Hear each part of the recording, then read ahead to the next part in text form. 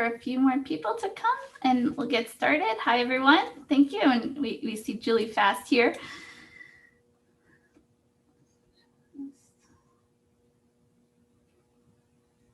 Okay.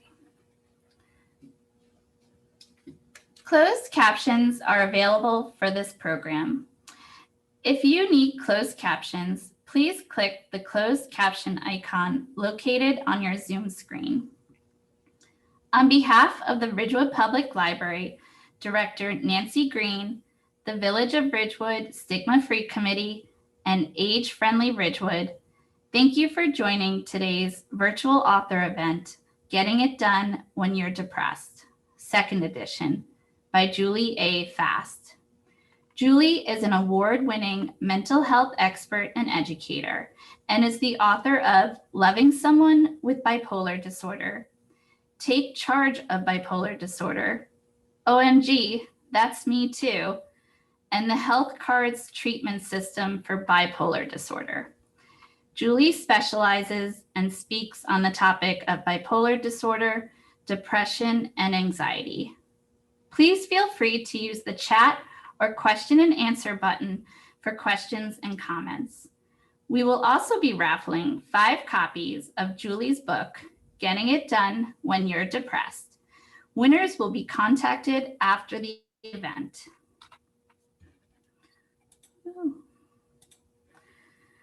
This virtual program and closed captions provided by TotalCaption is funded through an award from the network of the National Library of Medicine, Middle Atlantic Region, a partner of the All of Us Research Program. The National Institutes of Health's All of Us Research Program aims to build one of the largest, most diverse collections of data of its kind for health research. The goal is to have 1 million or more diverse volunteers nationwide who will sign up to share information over time. The goal of the program is to help researchers understand more about why people get sick or stay healthy. By looking for patterns, researchers may learn more about what affects people's health. To learn more about the All of Us Research Program, visit www.joinallofus.org/NLM. The library would also like to thank Medlineplus. Medlineplus is the home of consumer health information from the National Library of Medicine. Imagine Medlineplus as your new health information Google. Health topics on important health issues like asthma, cancer, diabetes, etc., drug and supplement information, healthy recipes, videos, health quizzes, medical encyclopedias, searchable and browsable, clinical trial information, easy to read health information on various topics like mental health, a directory to find local health practitioners and organizations, information in over 45 languages, and most important, no advertisements or endorsements ever. Thank you so much for joining us for today's virtual author event with Julie A. Fast. The COVID-19 pandemic affected the world in different ways, physically, financially, and also emotionally, triggering new stressors. People may be unfamiliar with the signs of various mental illnesses, including how to recognize these signs and how to ask for help. For instance, I know that when I'm being unproductive, specifically when the dishes have been in the sink for more than a week, then it is time for me to talk to someone. Because while I may not feel depressed, I know it is right around the corner. I'm so grateful that Julie is joining us today to teach us all strategies to cope and stay productive during these hard times. And without further ado, please welcome Julie A. Fast. Hello, everybody. Let's imagine a loud applause if we're all in the audience and we're getting all excited about doing this today. Let's make this a fun event. Even though this topic is intense, it affects our lives, it affects our relationships. Oh, it affects our ability to work It affects our sexuality. It affects everything that we do. I'm here today to talk about living life and moving forward, even when depression is in our family, and especially when depression is in our family tree. You'll notice that I'm talking sort of slowly because I am a motor mouth and I know this is being closed caption today. So I'm going to, for once, speak slowly and clearly so that we can all enjoy this presentation. In the 1990s, I lived in Seattle and I had been sick for so many years.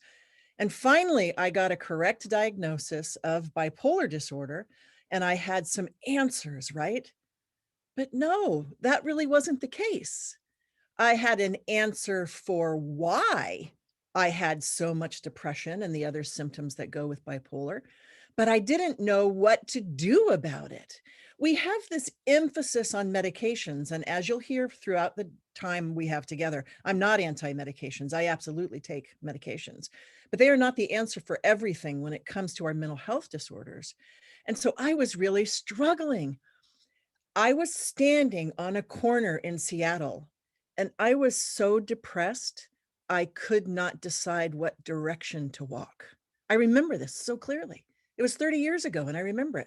I'm standing there and I can't even get my brain to work well enough to decide whether to go forward, backwards, sideways. And on that day, my life changed. I heard this thought. I had this feeling, and it was, Julie, if you don't take over your own brain and make a decision for your depressed brain, you're going to stand in your life forever, because that's what happens when you get depressed. So I decided to just walk in one direction. And guess what happened? My brain started saying, wrong direction. You should have gone the other way. Why did you go that way? Why didn't you go backwards? You don't even know where you're going. So right then, I'd already made a decision to make decisions when I was depressed. Then my depressed brain gave me this cascade of why it was wrong, what I should have done differently, how I'm a failure, how it will ever work, never work. So I then had to add something extra to my first decision, which was, I'm not listening to you anymore. And I taught myself to start talking back to the illness. I said, depression, you don't get to control my life anymore. And that was the start of what became eventually the book, Getting It Done When You're Depressed. I could not let depression take over my life like that anymore. I couldn't let it tell me what to do. I couldn't let it make me feel bad. I couldn't let it talk to me that way. I had had enough. And that was the start of this long, never ending journey of learning to get things done and take control of my life, even when the depression shows up. Now, today, you're going to see me glance to the side sometimes.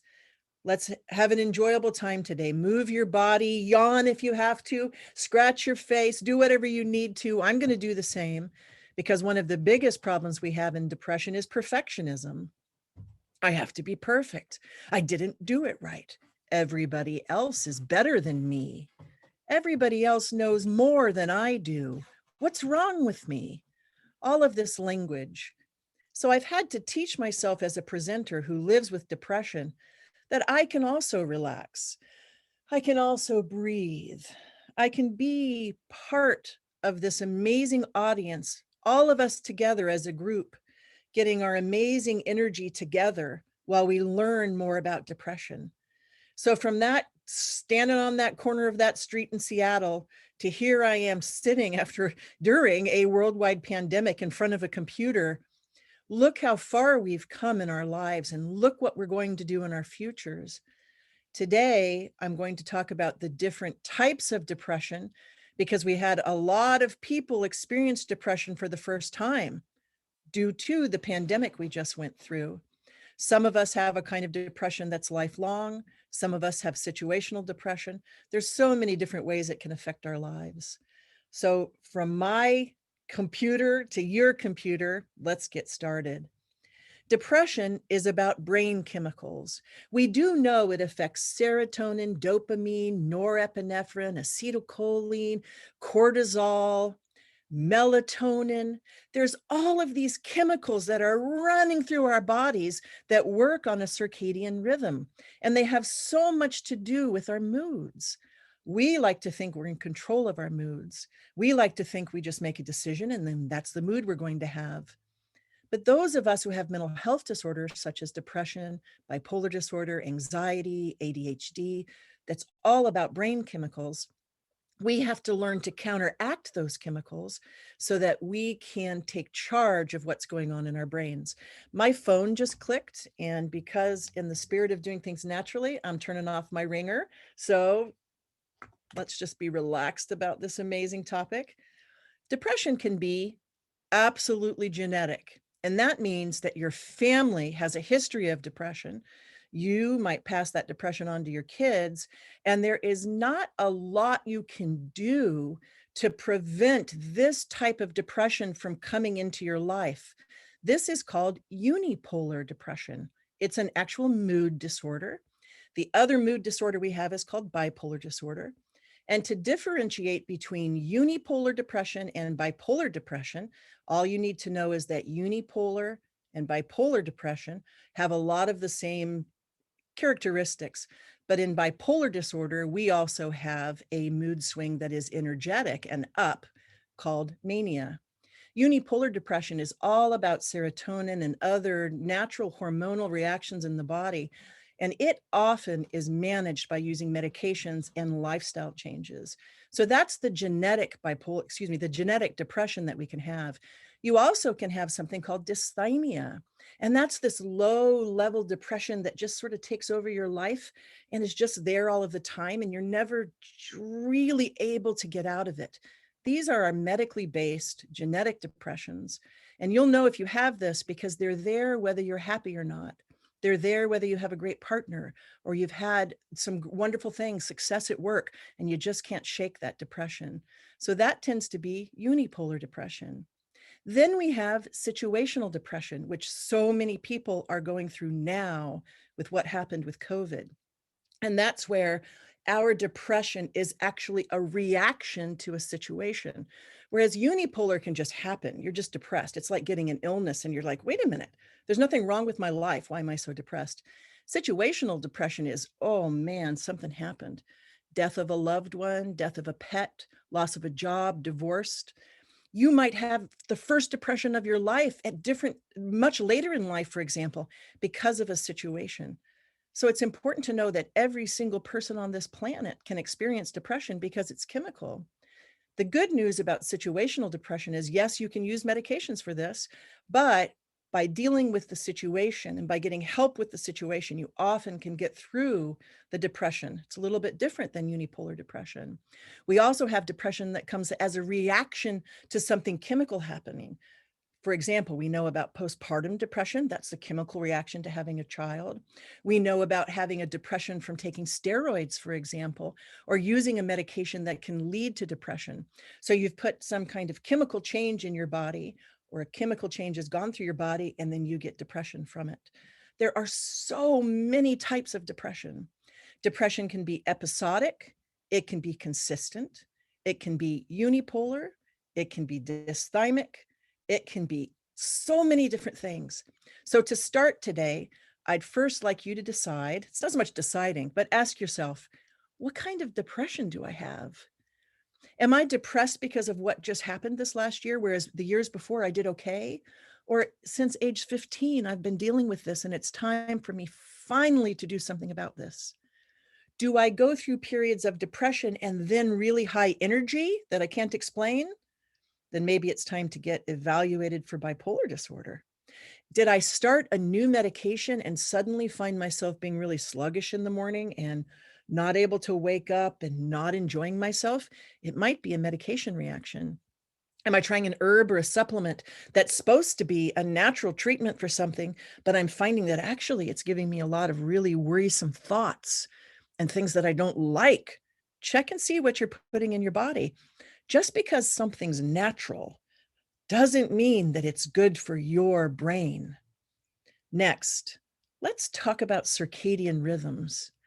Once you've started to think about what kind of depression you or a loved one experiences, because that will help you move more towards what kind of help you need to get, let's look at circadian rhythms.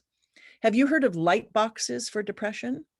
Well, the reason that light boxes work for unipolar and situational depression is that they're actually working on the balance of melatonin, our calm down sleep hormone in our body, and serotonin, our wake up energy hormone in our body. Now, people with bipolar disorder, unfortunately, can't really use light boxes because it will make us manic.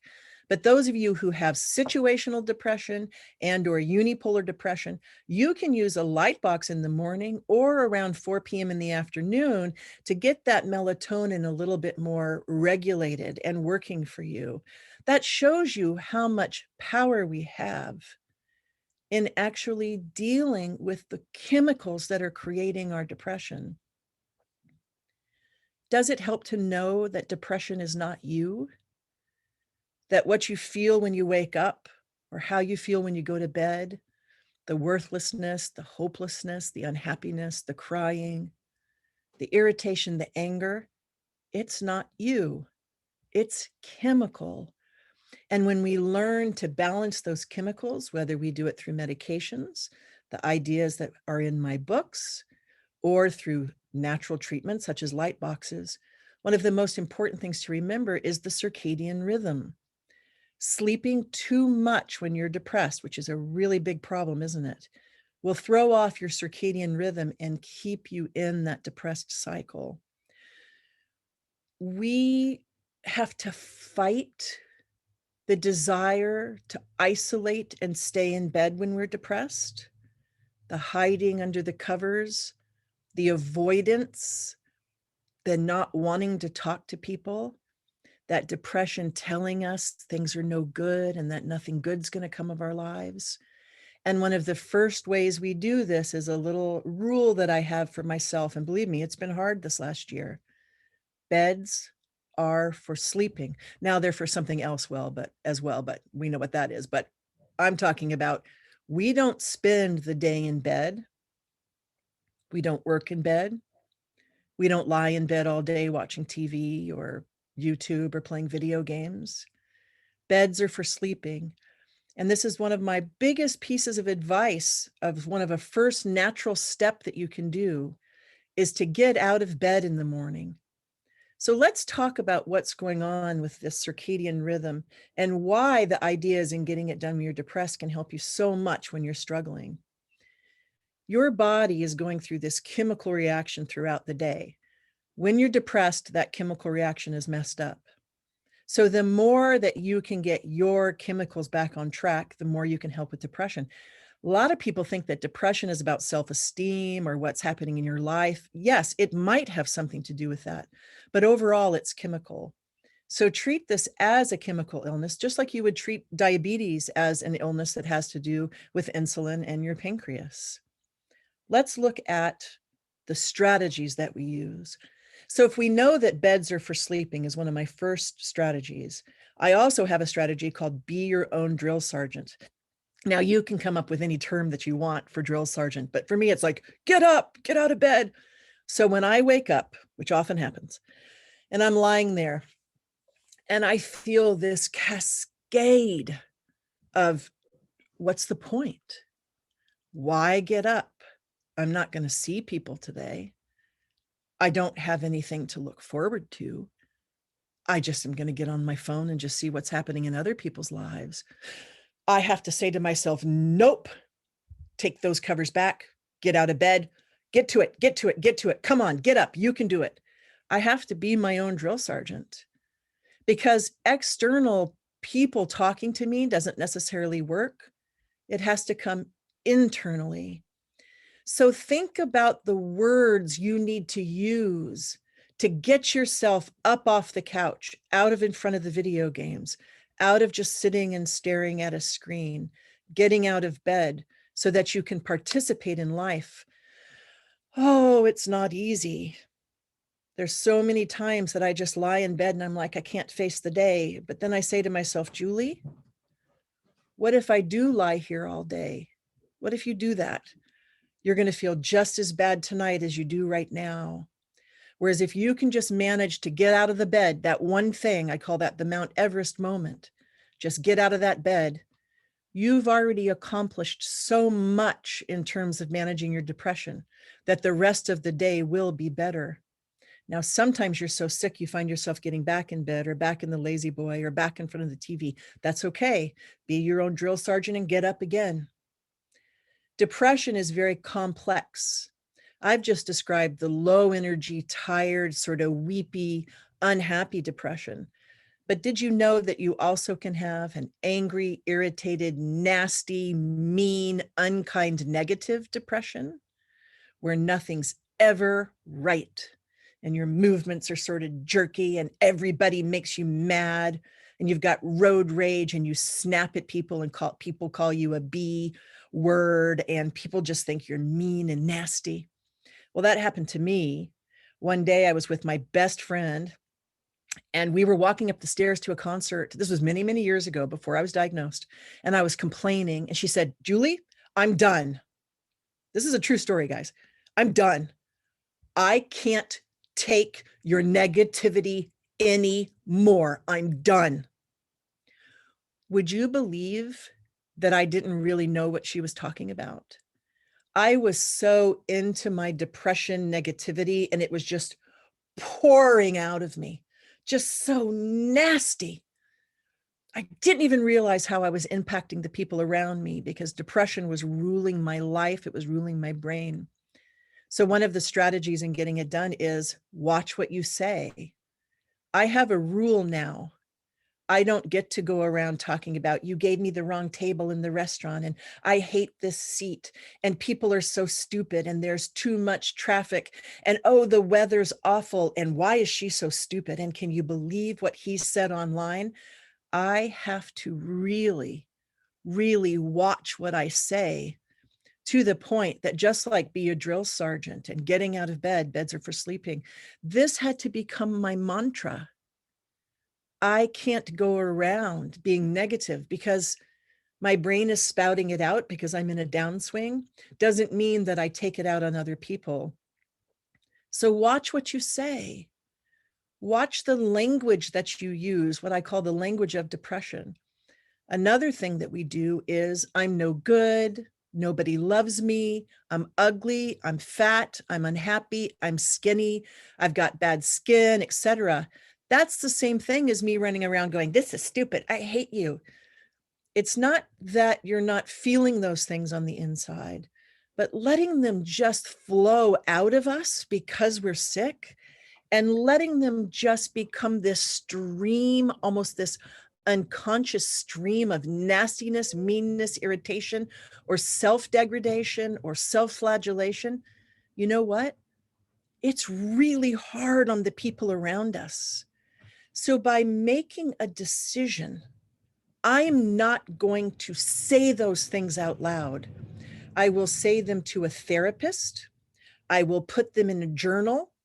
I might have a close friend whom I can trust enough to say those things to, but I'm not just spouting that out. So that's a piece of advice that really can make a difference when you're depressed. So what do you do if you're in a downswing though, and you're not quite sure if you can control it? Well, you tell the people around you what's going on. You know what? I can feel that I'm in one of those moods today. I'm depressed and I'm unhappy. I am not going to take it out on you. So if you hear me being mean or negative, please tell me to stop. I helped raise my nephew, David. He's 19 now. He's about to turn 19. And I made it very clear to him when he was growing up that I have a lot of trouble with sadness. I have trouble with depression. I told him all about it, and a lot of trouble with negativity. And I said, if you see me being negative, I want you to know that I give you permission to say, he used to call me Auntie Wee. Auntie Wee, you're being a little bit hard on people today. This is hard on me. I would be embarrassed because here's my 7-year-old nephew saying, you're not being very nice, but I listened. You can learn to recognize that spouting out language. So watch what you say. Another thing, focus outwardly. Now, this is a little bit of the opposite of what I was just talking about. There's some kinds of depression where you get silent, you go inside, you isolate, you won't answer your phone. Communication is hard, like it physically hurts to talk to other people, and people are trying to be nice to you, and you're just like, leave me the heck alone. This is a symptom. Sometimes I have a lot of people in my life who are really nice. How are you? And I'm like, just leave me alone. And I isolate. I don't want to be with other people. And then I'm like, I'm lonely. It's the most ridiculous thing, isn't it? I wish I could see you, because this is where everybody in the audience is like nodding their heads. We, when depressed, get this isolation bubble that tells us we're going to be alone forever and that no one cares. And going through what we all went through during that first year, all of us who lived through that first year of the COVID pandemic, it made it so much worse for those of us who already isolate, because now we have to depend on phones and computers to communicate with people. I don't want to get on a video chat, and we isolate even more. You add social media to that, and oh my goodness, it's just this witch's brew of isolation. When you're depressed, this is what I'd like you to do, and it is not going to be easy. I would like you to reach out to somebody, not to get help for yourself. I always like to give strategies that are very different than the typical thing that we hear about depression, because as a person with chronic depression, the typical stuff doesn't work for me. So what I've learned is, yes, we need to ask for help, of course, but reaching out when you're depressed, putting your shoulders back, lifting your head up, being a part of the world, opening your eyes, and ask someone else what they need. This is one of the best treatments, management skills for depression that I've ever used in my life. Focus outwardly. And if it has to be done online, then you get online to the people you know and you say, hey, what's happening today? What are you doing? What book are you reading? You're not going to feel like doing this because you're in isolation mode, right? You're in your huddle of leave me alone. I hate my life. I don't want to be here. But you're going to open up and you're going to focus outwardly. Focus on children. Focus on walking your pets. Focus on just stopping this selfish, narcissistic, internal depressed dialogue that makes us such unhappy creatures that we become hermits and don't like the world, even though the world is there for us. So the next time you're in one of those moods, just picture what I'm doing. And you put your head back and you get out of bed and you put your arms and you go, today, I'm going to do something for someone else. My depression might be raging. I might feel awful, but I'm going to do something for someone else. And it's like it pops the serotonin somehow. It pops you out of things. So focus outwardly is a really great way. Let's talk then. Oh, the big one. Did you know that it's estimated? And you know, when you say estimated, you're like, who's got all these numbers? But this is a pretty true number. It is estimated that 90% of people with depression also deal with anxiety. The anxiety is that running voice, the fear, the worry, the irritation. You can even have what are known as intrusive thoughts, which is something bad's going to happen. I don't even know why I'm even trying this. This is pointless. I'm going to be miserable forever. That running commentary. Here's what's beautiful about anxiety. Out of all of the symptoms that I work in, that I have, because I have so many mental health disorders, I also live with a head injury. Anxiety is the one symptom that responds the best to therapy, breathing, movement, and being outside. Depression can be hard to crack. Mania does not respond to that. Psychosis doesn't respond to that. But anxiety is one thing we're talking about it. Cognitive behavioral therapy, dialectical behavioral therapy, getting outside and moving, being with others, singing, yoga.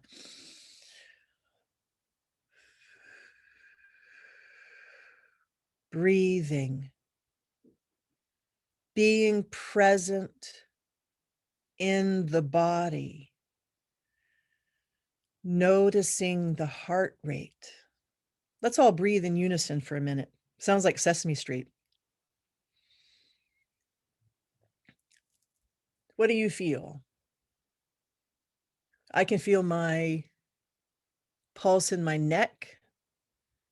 I can feel that I was doing shallow breathing. I mean, I am giving a presentation to a lot of people, but you know, I felt my shoulders go up on my neck instead of coming down. I felt myself, I was fidgeting a bit. I can feel some pain in my back. But now I'm present and my energy shifts. I can get some air in my stomach, get some air in my chest. And I can calm down. Isn't that amazing that internally you have that ability to do that? So even when the depression is really intense, you have that ability to say, I'm not having a heart attack. I'm not dying. This is just panic. Anxiety is speaking for me. I'm going to breathe into this. I'm going to go walk around my block. I'm going to throw my dog a bone. I'm going to pet my cat. I'm going to do something about it. So understand that depression comes with anxiety and that you really can do something about anxiety first. And that makes a really big difference. I feel so much better from just taking that little break and giving myself some air. Very nice. And that leads to one of my most important strategies in the book. Don't worry about something, do something. Carrie, who's been a wonderful host, Ridgewood Public Library has been such a wonderful host. I've really enjoyed working with everybody. Talked about dishes in the sink. Do you know how long it takes to actually clean an entire kitchen? You can clean a whole kitchen in less than 30 minutes. Do you know how long you can worry about a dirty kitchen? 3 years, 3 weeks, 3 months, 3 hours. Our brains, when we're depressed, have this capacity to worry infinitely about projects that take 30 minutes. So on the days that you can make this happen, it's not easy, but you're your own drill sergeant, you're getting out of bed, you're focusing outwardly, you're going to talk to yourself and you say, I don't care how bad I feel right now. I know those dishes look impossible, or my room, or the 3 emails I have to, or the 300 emails I have to answer. I'm just going to sit down and do it, even though my brain is telling me, nope, it'll never happen. You can't do this. You're no good. And I'm going to finish something and then decide whether it was worth it or not worth it. And that leads to another very important strategy in the book that I have to use as a professional speaker. Wait to judge your work until the work is done. We stop ourselves from amazing projects, from saying yes to things, because we judge what the experience is going to be like before we've had the experience. That's a shocking decision to make. To judge something before you've tried something means you miss out so much on life. And because depression is such a judgmental illness, you'll find that this judging brain, what's the point, Julie? Right now, everybody's looking at you funny. I can't even see you guys, but my brain is saying, your lipstick looks weird. Your hair is weird. You're touching your face too much. You're speaking too quickly. Nobody's really listening. The whole audience has left. I'm hearing that. I'm hearing that while I'm speaking because I live with chronic depression. I have had to teach myself that, you know what? That might be the case. All of you might be gone. but some of you might still be there. So I'm there to help those who remain. Imagine going through all of that when you're just trying to talk to people who want to learn more about depression. So my brain is doing this crazy dialogue while this is happening. But I have the strategies in my book. You will tell me if this helps you or not. You decide what works for you. I don't decide that. I am not going to sit here and judge myself out of a good time. This happens a lot at karaoke. I'm not going to get up there. I'm no good. I can't sing. And then I go sing and I have fun. Nobody cares. So judge what you've done after. And then, even then, be nice to yourself. As a professional speaker who does a lot of work in front of audiences, I have something called the closed door policy. I don't judge my work before it starts. And then when I'm done, I say, did I prepare? Yes, I did. Did I do this with an open heart? Yes, I did. Could I have done better? Of course, everybody can do better. Did I do my best? Yes. Is it done? Yes. And then I close the door.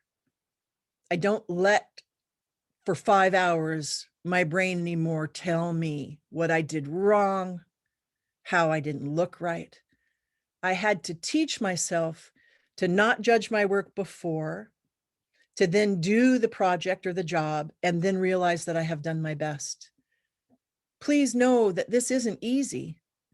I'm in my 50s now, and I'm still working on this. So if you start now using the strategies in the book, you'll be able to implement them slowly and in the way that you need. I'd like to finish today, before we have our fabulous question and answer session, with a story about how you can teach others to help you when you're depressed without overwhelming them. This is especially important for parents who want to involve children in depression management without scaring them. So when I decided to stay, I live in Portland, Oregon in the United States. And the first time I held my 6-month-old nephew in my hands, that was it. I had never wanted children, but holding him, I was like, I can't leave this beautiful little soul. So I stayed. I stayed until he just left home this year. He's 18. I remember saying, how am I going to talk to him about my bipolar, about my depression, anxiety, psychosis, my mania, my irritation and anger? And starting at age 2, I started to educate him about the brain. By age 6, we were having lots of conversations, all age appropriate, about emotions and school and everything that could happen. And every year I would increase this. I wrote a lot about it on my blogs and with all my clients and all of this. How do we talk to children? And I would say, David, you might see me cry, but it has nothing to do with you. That's my depression. I'm crying. I might not be able to play with you in the way that I want to, but I will sit by you and I'll be here. So on some days I'll be more active than others, but I will never ignore you and I will never put my depression before you. And you never know if something is going to really help a child, and because he's 7, 8 years old. Then I started teaching him about the more serious things, about the anxiety, about panic attacks, about natural ways that he could help me without having to take care of me. And one day it all came to fruition. I was about to go to California on a big speaking event. And even though I love to travel, I love to speak, I have bipolar disorder, I have anxiety, I have a lot of things that go on in my brain. And we're in the living room, he's visiting, and I'm having a panic attack. And I had taught him all kind of natural things and things to do, but I never knew if it went through. So he's 11. And I'm sitting in the living room and I'm going, David, you can see I'm hyperventilating, but I'm going to do something. He goes, Auntie, I know exactly what to do. I'm going to go into the bathroom and I'm going to get a washcloth with some hot water. And I'm going to put some lavender drops on that washcloth. And you're going to lie back. And I'm not joking, guys. 11, a boy, beautiful boy. I'm going to put that on your forehead and we're going to breathe. So if you ever wonder if doing all these fabulous things and getting it done when you're depressed makes a difference for the next generation that you're helping raise, you bet it does. And many years later, that beautiful child helped 3 young men, 3 in his high school, who were suicidal, get help for depression, go into the hospital, or get treatment, and brought them to meet me. It makes me cry to think that by us managing our depression and our anxiety and getting help, we are teaching the beautiful next generation that this is just an illness, it is not personal, and we can get through it. Thank you, everybody. I will now turn it back to Carrie. I will put my glasses on, and I am ready to answer your questions. I guess I'm here by myself, so I'm going to take, so it's easier to hear me. Thank you so much, Julie. That was wonderful. And I was definitely nodding my head. It's like it goes so fast. Hello to everybody. I wish that I could see you, but please know that I am feeling your spirit and I'm looking forward to your questions. And everything is, you can ask me anything. Nothing's off the table. Yeah, we have a few questions that came in, and I just want to also remind, because I know because of the topic, some people registered with maybe a nickname or as anonymous, and we are giving away a few copies of the book. So if you would like to enter the raffle, feel free to send me an email. We'll make sure that I don't miss you. So the first question that came up, you mentioned how it can be genetic. And someone was wondering about schizophrenia, if that was genetic. That was their question. I love to talk about genetics. In fact, my next book has a whole chapter about genetics. Within our mental health community, the 2 oldest illnesses that we know about, mood disorders, which would be unipolar depression and bipolar disorder, and schizophrenia, are the most genetic out of all of these illnesses. They are not situational. They tend to run in family trees. Bipolar disorder, in my opinion, is because I work with families all day long, basically. It is very genetic. In fact, out of maybe 90% of everybody I work with, they can find their relative, either a aunt, uncle, grandparent, or parent almost immediately in terms of bipolar disorder. Schizophrenia is genetic. It runs in the family tree. In fact, I wish I remembered the name, but there was a book that just came out. You can look up. It's gotten all kind of reviews and won awards, and it's about a family where almost every member of the family has schizophrenia. So yes, genetic. Interestingly, it was only in the 1800s that dementia praecox, which was the original name for schizophrenia, that we actually started talking about it as a separate psychotic disorder. It was sort of lumped in with dementia.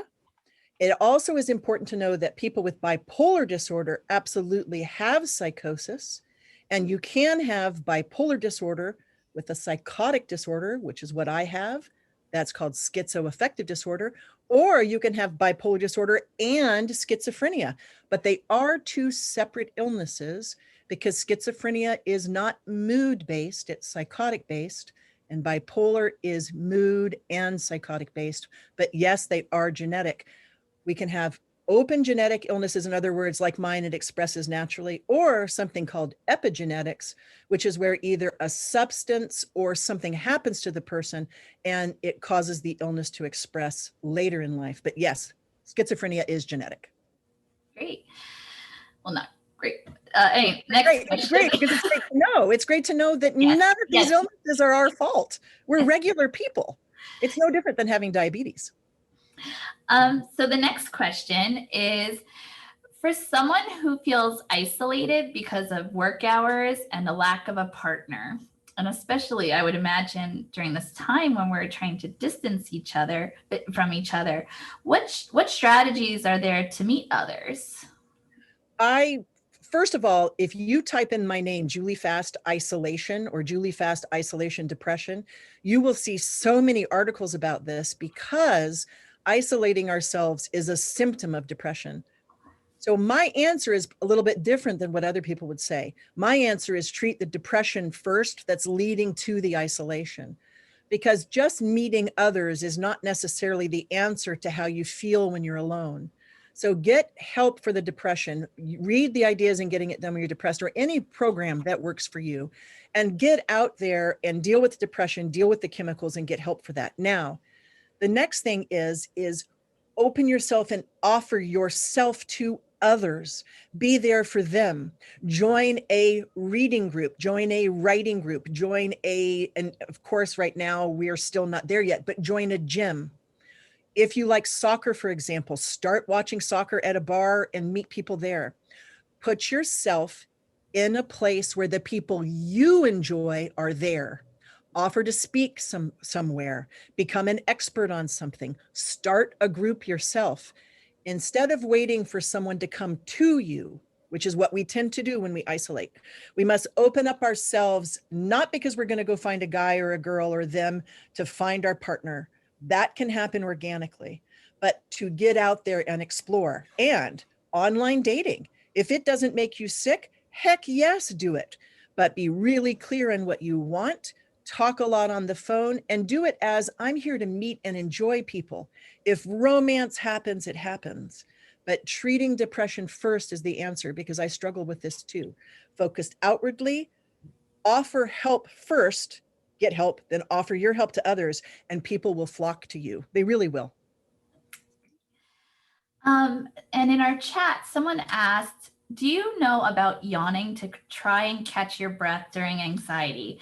I've done it for years, and now my 4-year-old has started yawning that way, and I don't know how to help. Why do you think that I stopped during that anxiety? When I was talking about anxiety, I couldn't get the yawn out of me. So I incorporated it into my talk. And even right now, I want to yawn. Yawning is a natural stress response. So,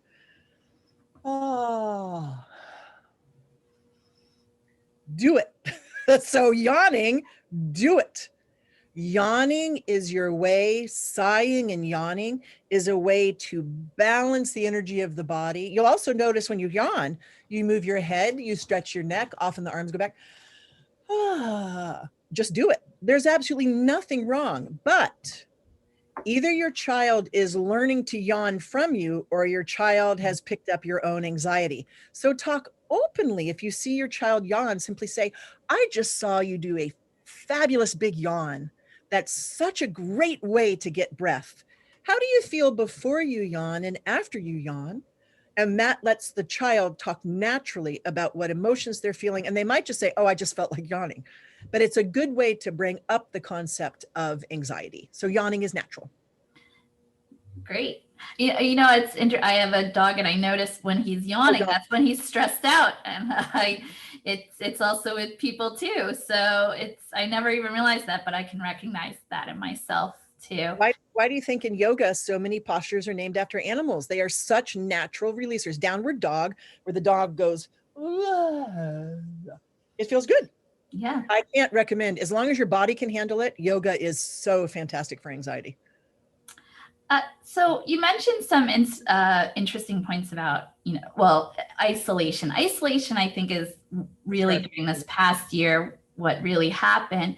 In my own personal experience, and I know this is a personal story, but when I was talking with my therapist, she was really, concerned about my own isolation since I live alone.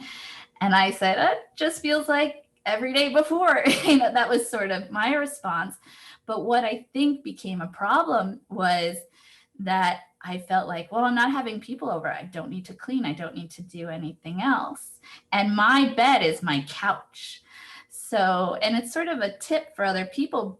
But what I started doing, I found these YouTube 3-hour motivational cleaning videos. And it's just people cleaning their house to music. And it feels like I'm cleaning with someone else, and they give tips, and it sort of has been very helpful to kind of get me motivated. So I just wanted to offer that suggestion. That is such a wonderful idea. And there's a strategy in the book that's work with a friend. And we're going to be out of this eventually, right? So we need to remember that one day the people will be watching this video and we will be out in the world. Have somebody come over. And another tip is, if you have the money, because we need to remember, people have money, people don't have money, people are all over the place. Hire somebody to clean your freaking house if you have the money. Do not force yourself to do something that doesn't work for you. If you can afford coffee every day or a pizza or whatever, you can switch that out for house cleaning. It really is up to you to decide, but don't think that you have to be this amazing house cleaner if it is too much for you. I really need help in that area. I'm lucky that I live with somebody who doesn't mind doing the cleaning, and then I can pay or what I can do. But don't always assume that you have to force yourself to do something just because you're depressed. If you have the money, sometimes it's worth hiring somebody to do it. But that's after COVID, right? So that's how it is. Okay. We have another question that came in. We are doing major renovation to our house. I am running that list like a ticker tape.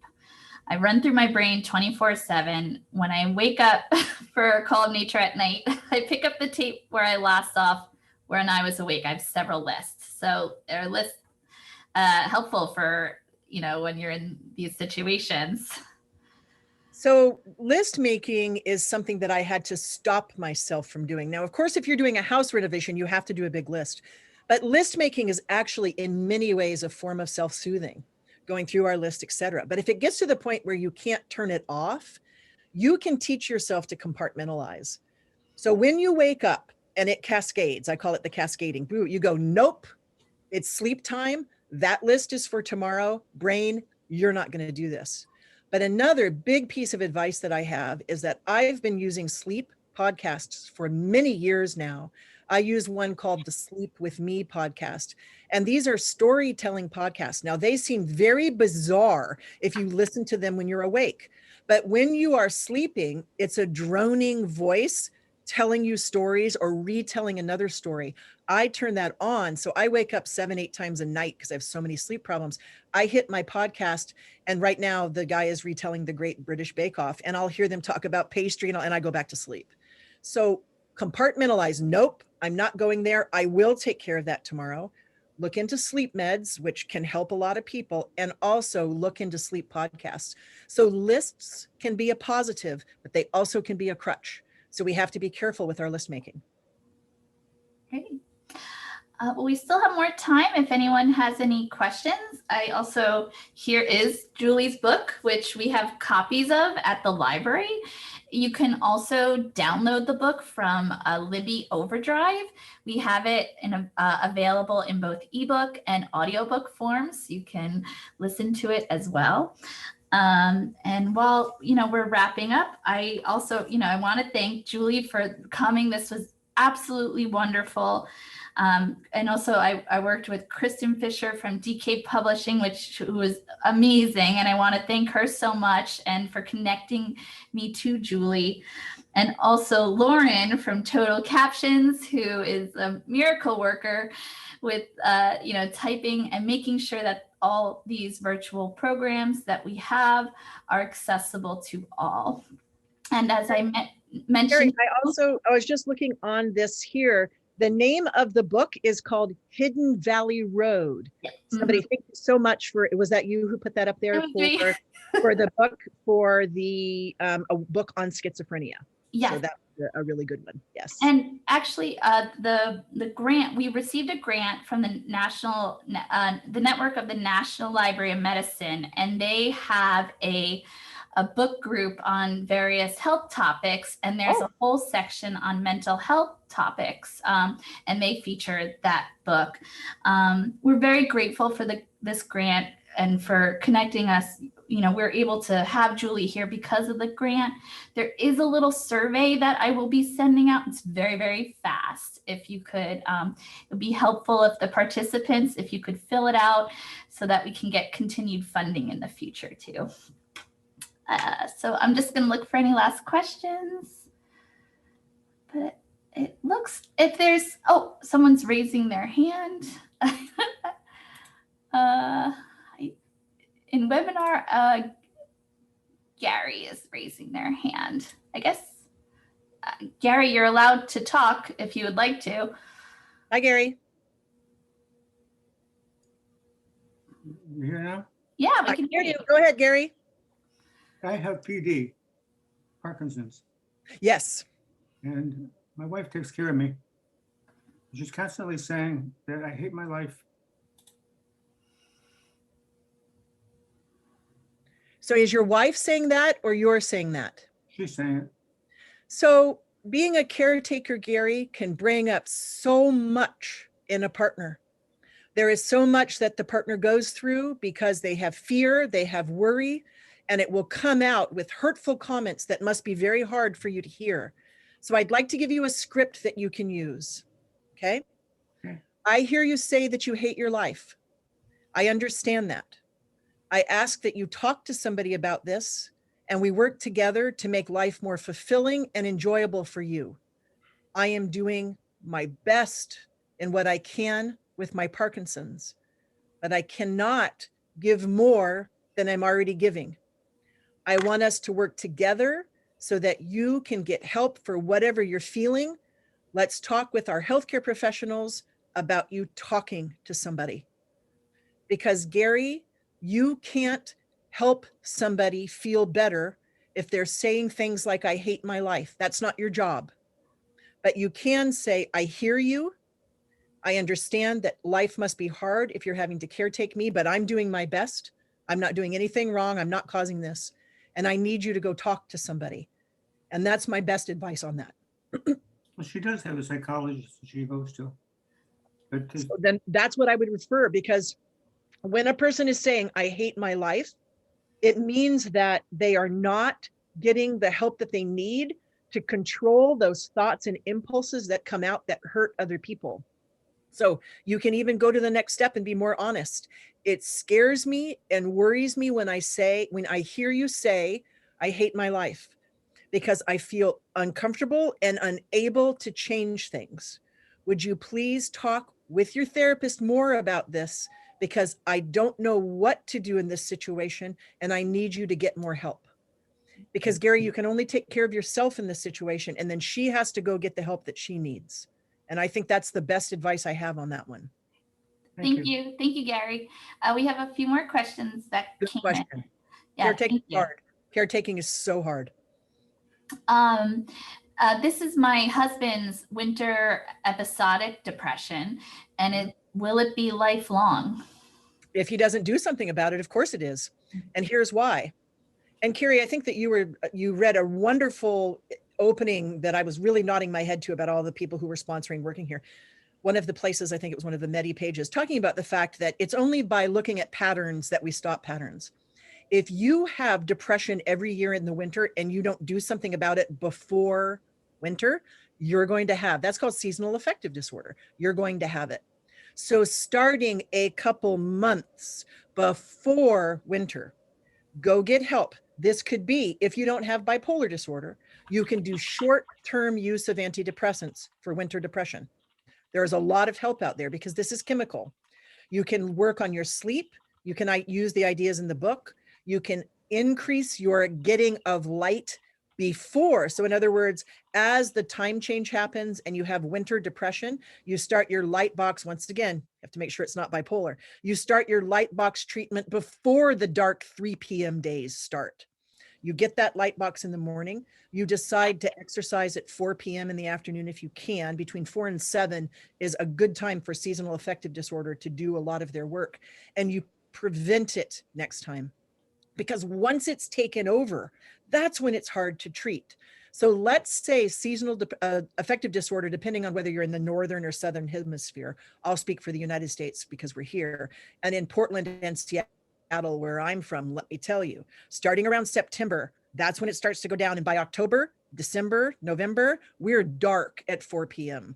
So it's in August and September that we plan for what's coming in October, November, December. And that's my best advice for seasonal affective disorder. Thank you.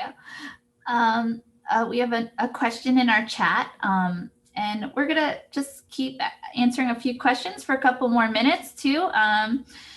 So the next question is, sometimes at peak anxiety, I had a thought of ill on someone. Yes. I think it will somehow ease my anxiety. I catch myself quickly, but still feel terrible for those thoughts. Intrusive thoughts are so scary. Now, if you have plain anxiety without psychosis, the intrusive thoughts that just drop into your head, I won't say these out loud because they are a little bit scary, but I've had them all of my life. They are there as a chemical response to what's happening during a panic attack or during an extreme anxiety. So here's what you do. You have the thought and you go, up, there it is. There's that crazy anxiety intrusive thought. I don't have to pay attention to that, but it's telling me my anxiety is pretty bad right now. I need to get more help for my anxiety because it's telling me some crazy things right now. I'm going to write down what's going on and I'm going to work with a healthcare professional and I'm going to do something about this. But those thoughts are normal. Did I run over somebody? I'm going to run over somebody. Is somebody going to kill me? I'm going to do this, this, this, and this. Those happen. Those are they're really extreme, intrusive thoughts. Now, if you're like me and you have a psychotic disorder, those are actually psychotic thoughts for me, and they will come with delusional beliefs that I'm going to do something and with hallucinations. So definitely check in to make sure you're not having psychosis. But if your anxiety has gotten so bad that you're having those scary homicidal thoughts, know that you're normal. You do not have to act on them, but it does mean your anxiety needs more management. When they pop in your head, you go, oh my gosh, there it is. That's how I handle my suicidal thoughts. There they are. I'm sick. I'm going to do something about it. I don't have to listen to these thoughts, but they're a sign that my anxiety has gone too far. So you are absolutely normal. You just have to get more help for your anxiety.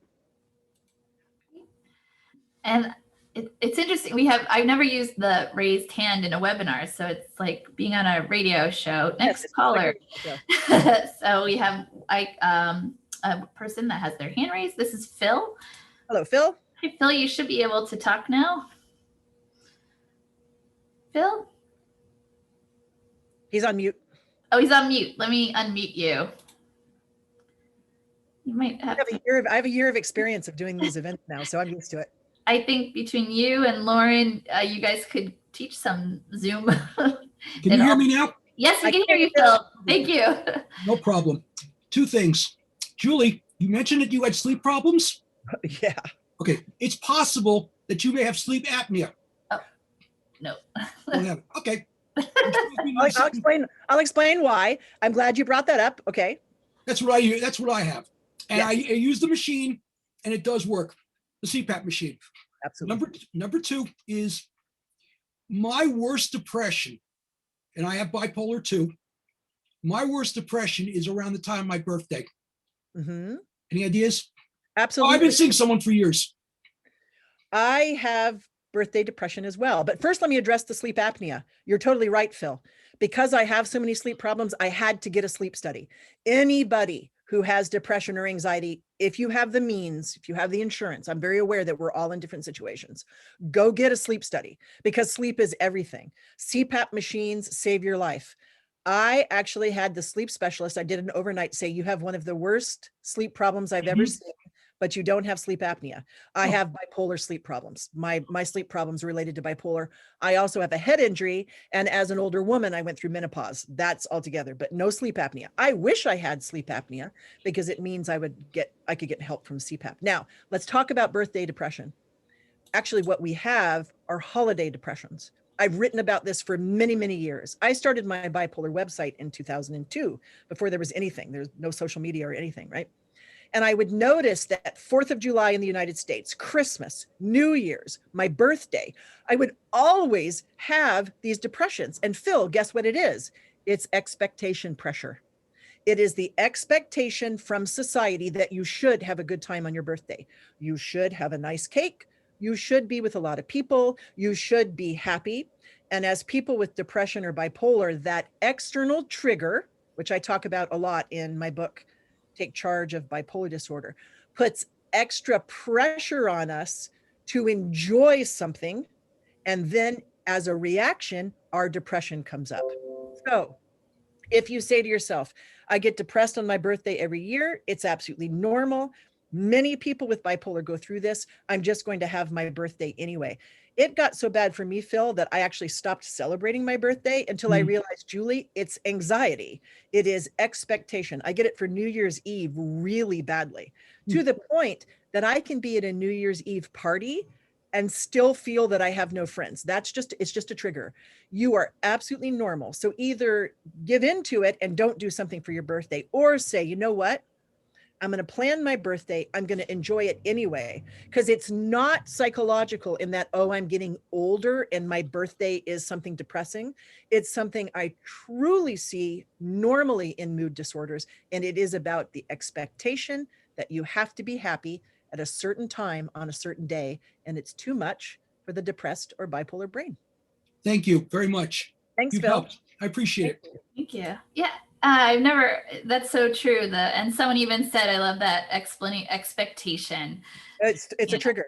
It's a trigger. Oh, for sure. And And especially, then it causes us to not have a good time, even though we're surrounded by people. And that is what is so frustrating about these chemical illnesses, is that they give us symptoms that we react to, that give us more symptoms, and we don't enjoy ourselves. And that's what the whole book is about, is how do we get out of that cycle? I'm just going to share the screen one more time so everyone can have Julie's website, so you can read all her articles, and there's links to follow her on Facebook and Instagram. And also, if this is a book that you would like to, keep you, because within the book, there's exercises and that you can write in. So if you feel like this is something I want to keep on hand, you can purchase it from the DK website. You can also go to www.bookshop.org, which supports local bookstores. And if you use smile.amazon.com, please support the Friends of the Ridgewood Public Library. We had a few friends here today, so thank you for coming. And we had members of Age Friendly, as well as the Stigma Free Committee that came today. If you're not aware of these organizations in Ridgewood, they do wonderful programs and have great resources for all. So please make sure to visit their websites. One more chat. We just have a lot of people saying, thank you, Julie. Thank you, everybody. It made my day too. Thank you so much for inviting me. Well, we appreciate it. And as mentioned before, I'm going to do a little YouTube editing, and I will be sending out the link. And I wrote down some of the resources that Julie mentioned, like the sleep podcast. So I'll make sure to send that to all. And please share this with anyone that you know that maybe couldn't make it, that will benefit from this program, because it was wonderful, Julie. I think you really helped a lot of people out today. Thank you so much. Thank you, everyone, for coming. All right. Goodbye. All right. Thank you, Julie. Thank you, Carrie. Have a good day. Enjoy it.